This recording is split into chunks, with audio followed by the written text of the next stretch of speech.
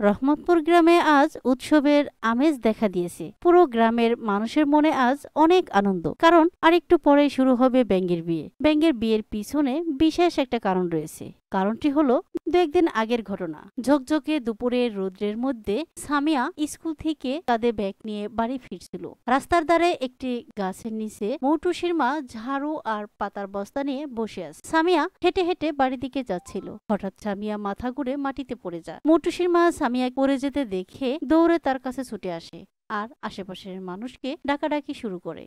আরে কে কোথায় আছো? ডাক্তার বাড়ির মেয়ে সামিয়া মাথা ঘুরে মাটিতে পড়ে গেল। কেউ এসে আমাকে সাহায্য করো, তাড়াতাড়ি এসো। আরে কাউকে তো দেখতে পাচ্ছি না।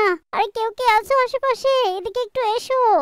ওই সময় পাশ দিয়ে সিয়াম নামক একটি ছেলে রাস্তা দিয়ে যাচ্ছিল। দেখেই মৌটুসির মা তাকে ডাকতে লাগলো। আরে ও সিয়াম, এদিকে একটু এসো না। দেখো না, সামিয়া অজ্ঞান হয়ে পড়েছে। আরে তাড়াতাড়ি এসো, তাড়াতাড়ি এসো বলছি। মৌটুসির মার ডাক শুনে সিয়াম দৌড়ে ছুটে আসে সামিয়ার কাছে।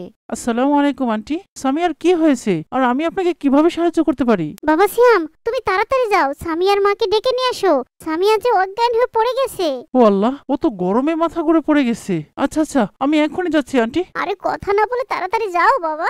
এরপর সিয়াম দৌড়ে ছুটে যায় সামিয়াদের বাড়িতে আর তার মা ও দাদিকে সামিয়ার খবর দেয়। সিয়ামের কথা শুনে সামিয়ার মা ও তার দাদি ছুটে আসে সামিয়ার কাছে। হায় আল্লাহ, আমার মেয়ের কি হলো? মা সামিয়া, কথা বল। ভাবি, আমি ওখানে বসেছিলাম, সামিয়া আমার সামনে মাথা ঘুরে পড়ে যায়। আমি দৌড়ে ওর কাছে আসি এবং সিয়ামকে পাঠাই আপনাদের ডেকে আনার জন্য। কি যে হলো মেয়েটার, আল্লাহকে ডাকুন ভাবি। আরে কথা পরে বলো, আগে ওর জ্ঞান তো ফেরাও।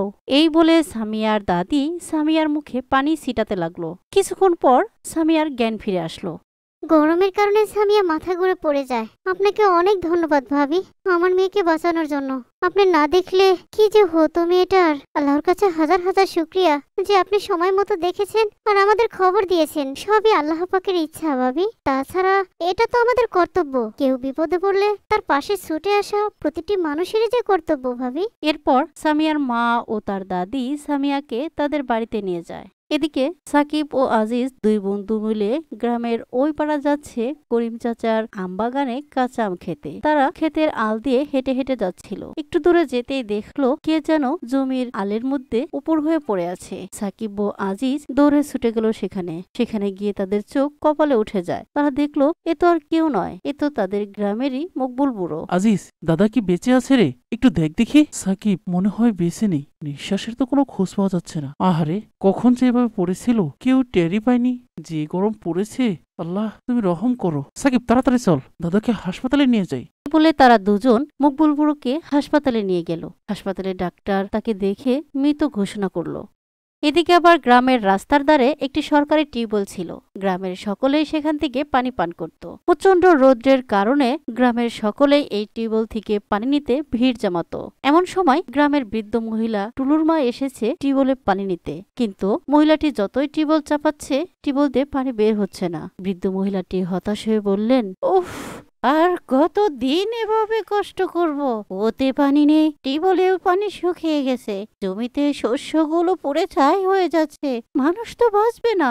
আমাদের উচিত ব্যাঙের বিয়ে দেওয়া, তাহলে আল্লাহ পাক খুশি হয়ে আমাদেরকে বৃষ্টি রহমত করবেন। তোমরা সবাই কি বলো? উপস্থিত সকলে বৃদ্ধ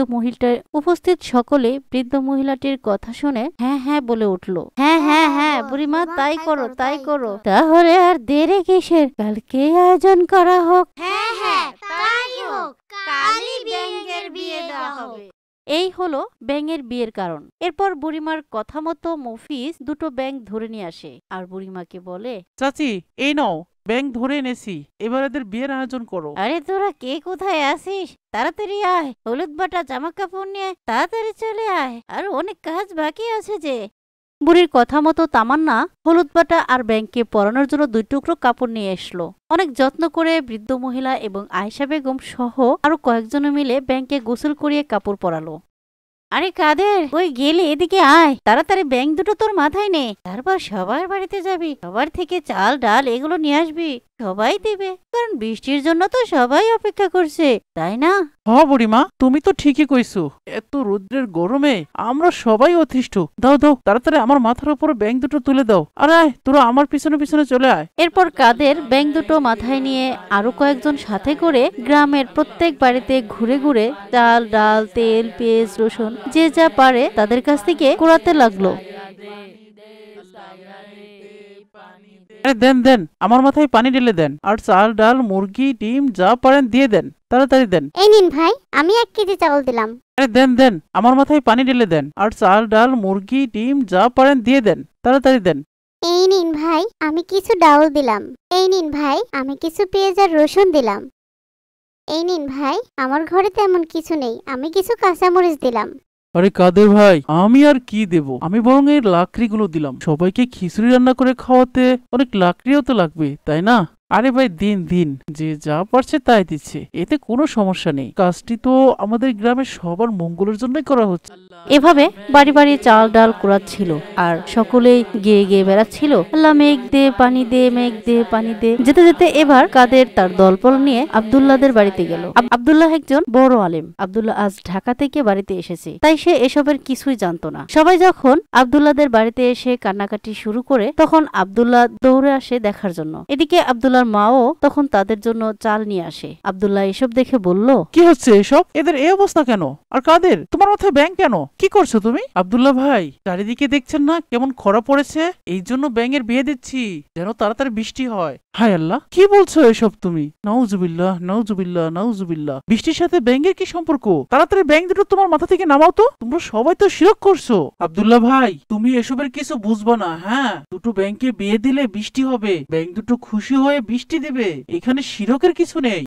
তোমরা ভুল করছো। শিরক মানে কি আগে বুঝো। কেউ যদি বৃষ্টি বর্ষণকে ব্যাঙের সাথে সম্পৃক্ত করে দেয়, তবে তা সুস্পষ্ট ঈমান বিধ্বংসী বিশ্বাস। আল্লাহ তাআলা বলেন, তিনি সেই সত্তা যিনি আসমান থেকে বৃষ্টি বর্ষণ করেন। অনাবৃষ্টি হলে কি করতে হবে তার জন্য সুন্দর নির্দেশনা ইসলামে রয়েছে। ইস্তিগফার করা, উন্মুক্ত মাঠে সালাতুল ইস্তিসকা আদায় করা, সম্মিলিতভাবে দোয়া করার কথা। প্রত্যেকটি হাদিস এবং ফিকহের কিতাবে এই সংক্রান্ত স্বতন্ত্র অধ্যায় রয়েছে। অতএব সেই নিয়ম অনুযায়ী আল্লাহর কাছে বৃষ্টি চাওয়া উচিত। বৃষ্টি দেওয়ার মালিক একমাত্র মহান আল্লাহ রাব্বুল আলামিন। বৃষ্টি দেওয়ার ক্ষমতা এই দুনিয়াতে কারো নেই। তুমি বলছো ব্যাংক খুশি হয়ে বৃষ্টি দিবে, তাহলে কি তুমি এই বৃষ্টির ক্ষমতা ব্যাংকে দিয়ে দিলে? নাউজুবিল্লাহ নাউজুবিল্লাহ, এটা স্পষ্ট শিরক ভাই। আব্দুল্লাহ ভাই, ইস্তেসকার নামাজের কথা আল্লাহ ও তার নবী করিম সাল্লাল্লাহু আলাইহি সাল্লাম কি কোরআন হাদিসে বলেছেন? হ্যাঁ, অবশ্যই বলেছেন। বৃষ্টি বর্ষণ প্রক্রিয়া সম্পর্কে বিশদ বিবরণও রয়েছে বেশ কিছু আয়াতে। অনাবৃষ্টি হলে মহান আল্লাহ তাআলার দরবারে বৃষ্টির জন্য দোয়া করার নিয়মও রয়েছে। ইসলামে বৃষ্টির জন্য দোয়া করার জন্য নামাজ আদায় করারও নিয়ম রয়েছে, আর সেই নামাজই হচ্ছে ইস্তিসকার নামাজ, যা আজ বিকেলে আমরা সকলে পড়তে চাচ্ছি। আব্দুল্লাহর কথা শুনে কাদের সাথে সাথে তার মাথা থেকে ব্যাঙ দুটি নামিয়ে ফেলে আর দুহাত তুলে আকাশের দিকে তাকিয়ে বলতে থাকে, আল্লাহ ক্ষমা করুন আমাদের সবাইকে, আমরা না জেনে এসব করেছি। আল্লাহ, আমরা শিরক করেছি। আল্লাহ, আমরা না জেনে করেছি। আল্লাহ, আল্লাহ আপনি আমাদের ক্ষমা করে দিন। আল্লাহ, আল্লাহ আমাদের ক্ষমা করে দিন। আল্লাহ, আমাদের ক্ষমা করে দিন। হে মালিক, আমাদের ক্ষমা করে দিন। মালিক, মালিক আমাদের ক্ষমা করে দিন। হে মালিক, আমাদের ক্ষমা করে দিন। মালিক, আমাদের ক্ষমা করে দিন। তাহলে আজ বিকেলে স্কুলের মাঠে আপনারা সবাই চলে আসবেন। আমি সেখানে আপনাদের নিয়ে ইস্তিসকার নামাজ আদায় করব, আর সকলে একসাথে আল্লাহর কাছে দুহাত তুলে বৃষ্টির জন্য দোয়া করব। সম্মিলিতভাবে দোয়া করলে আল্লাহ পাক অবশ্যই আমাদের দোয়া কবুল করবেন।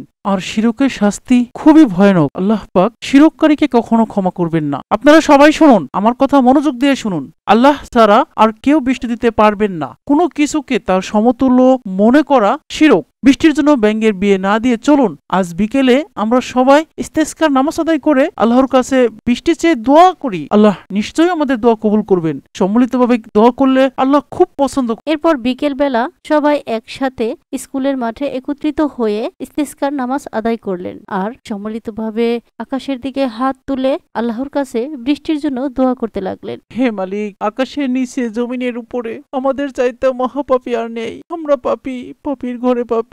আজ আমাদের পাপের কারণে হয়তো এমন অনাবৃষ্টি শুরু হয়েছে, এত উত্তপ্ত গরম শুরু হয়েছে।